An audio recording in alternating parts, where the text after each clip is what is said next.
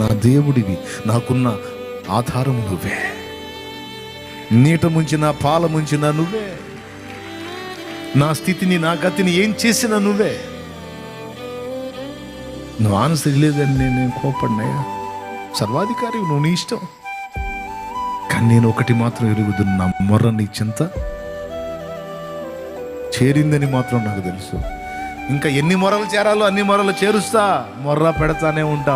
నా మొర్ర ఆగదు, నేను ఆగను. ఎందుకంటే నేను వేదనలో ఉన్నాను, నేను నలిగిపోతున్నాను. నీ సన్నిధి, నీ పాదాలు తప్ప నాకు వేరే ప్రత్యామ్నాయం లేదు, వేరే దిక్కు లేదు నాకు. ఏ నరుని దగ్గరికి పోయి నేను దేహి అని అడగలేను. నేను నీ పాదాల దగ్గరికి వచ్చాను. నా కోసం కథలవా తండ్రి. ఆయనకు మొక్కు, ఆయన్ను మరి బిగ్గరగా కేకలువే,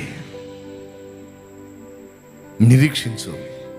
దేవుని కార్యాన్ని తప్పకుండా చూస్తా.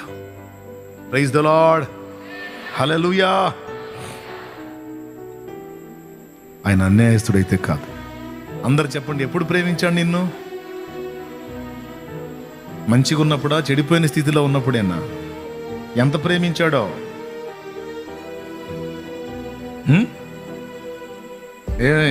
ఇంత డబ్బు మూటిస్తావనే అయ్యేం చేసుకుంటాడు ఆయన?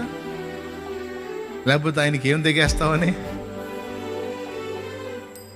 ఎందుకంటే ఆ చేతులతోనే నిన్ను నిర్మించుకున్నాడు గనుక, ఆ చేతులతోనే నన్ను నిర్మించుకున్నాడు గనుక, మనల్ని నిర్మించుకున్నాడు, మనల్ని కన్నాడు గనుక, అది కన్న ప్రేమ, అది మాతృ ప్రేమ, అది పితృ ప్రేమ.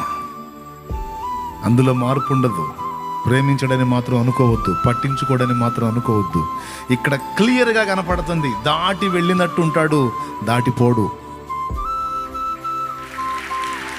దాటి వెళ్తున్నట్టు